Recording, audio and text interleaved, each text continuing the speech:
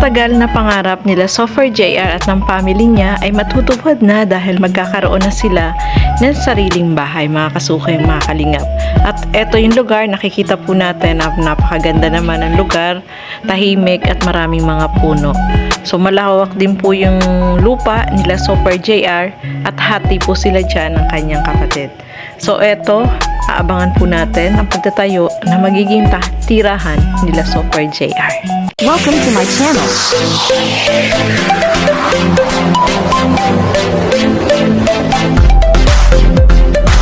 Hello everyone! Welcome back again to my channel. So mga kasukay, mga kalingap, itong si Sopher JR, alam naman natin na matagal na siyang karpintero ni Kalingap Rob. Tapos, ang bahay nila is, umuupa lang po sila, no? So, etong si Kalingap Dan is, tutulong siya at meron din po nag-sponsor sa kanila para mapagawan po sila ng bahay. So, ito, panoorin po natin. At meron ng nagpaabot ng tulong para maumpisahan. Masaya-masaya po ako sa nagbigay po ng tulong sa amin para magkaroon po kami ng sariling bahay. Pangarap nyo to, di ba, Tanelia? So, ang plano lang natin dati, Kuya JR, is bumili ng lupa. So, may mga nakanood, nagpadala sila. Kaso, yung kapatid mo ay... Nag-open na po sila ng luti po niya. Kasi nga daw po nakatenga po yung luti. Tayo na daw po namin ng bahay. Ano ba itong lupa dito, Kuya JR? Sa inyong pamilya talaga to? Opo, sa inyong pamilya po kadan. Itong luti pong ito ni Utol. Para sa lahat po na magkarapay po ay. Okay, and ano ang napag-usapan nyo? Kasi sabi mo noong una, binibenta sa'yo. Oo, nung una po. Pero ay, bakit nagbago ang isip ng kapatid mo? kasi ang gusto nga po niya parang dan, kung in case nga daw po siya mag-asawa, yung bakante luti nga daw po, titiran daw po niya ng bahay niya para yung luti nga po, di daw po mabakante at para di rin daw po mapasabang tao yung luting na ano. So, paano ang usapan niyo yan?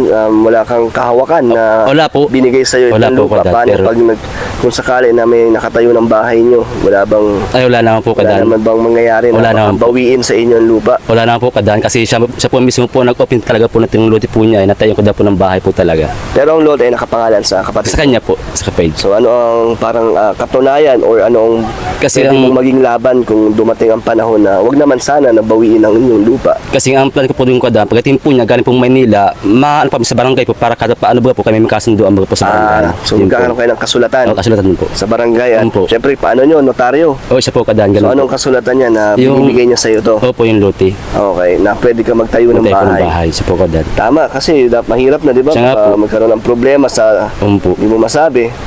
Pero ngayon, ano naman, tiwala ka naman at Opo, kampante ka kapag naman naman po, na pati po siya.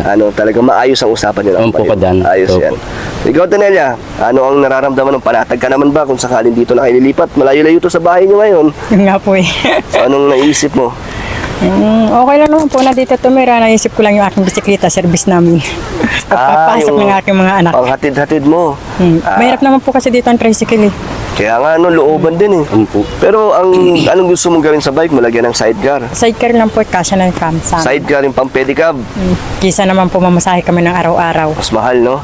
20 po ng 20 yan eh. So, anong kailangan mo? Atenelia, yung pang pedicab talaga, yung pampasahero? Pang Ay. sidecar lang. Ganun. Sidecar lang po, malakas na yun sa akin. Ang importante, mayroong masakyan kami. Sige. So, ayan mga kasukay, mga kalingap. Meron ng lupa, itong sila Sopher JR, no? Dun sa kapatid niya, may lute pala sila, mga kasukay, na pwedeng pagtayuan ng bahay. So, maganda yan para hindi na po sila uupa dyan sa kanilang tinitirhan ngayon dahil alam naman natin, mahirap umupa. Tapos, syempre, yung mga anak nila nag-aaral, kailangan talaga is meron silang panggastos, no? So, alam naman natin na si Sopher JR is karpintero ni Kalingap Rob. Tuloy-tuloy naman yung pagtatrabaho niya dyan. At sila ay walang sariling bahay, no, mga kasukay, mga kalingap.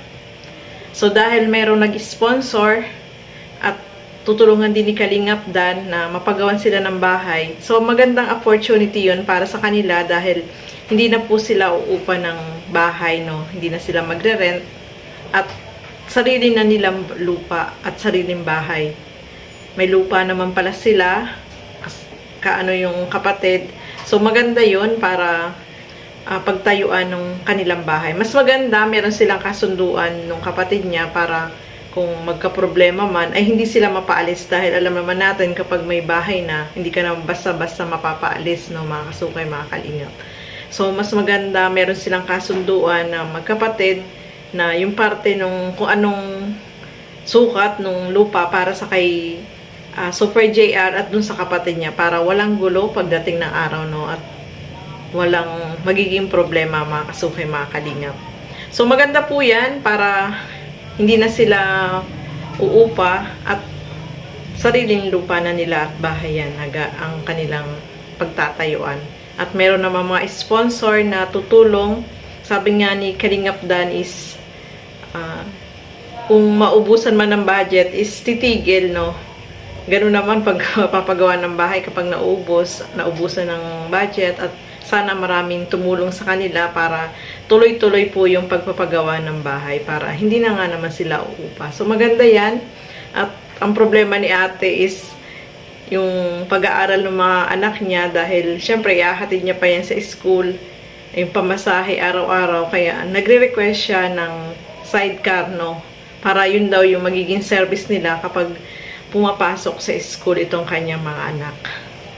So maganda po mga kasukay, mga kalingap, at magkakaroon na sila ng bahay. Ito magandang pasok ng 2024 para sa kanila. So aabangan po natin yan mga kasukay, mga kalingap. So maraming salamat po sa inyong panonood, at lagi po natin supportahan Bal Santos Matubang, Kalingap Rob, at Edna Vlogs, at support din po natin si Kalingap Dan. So hanggang dito na lamang po muna. Keep safe everyone. Thank you for watching. Mabuhay po tayong lahat. Bye-bye!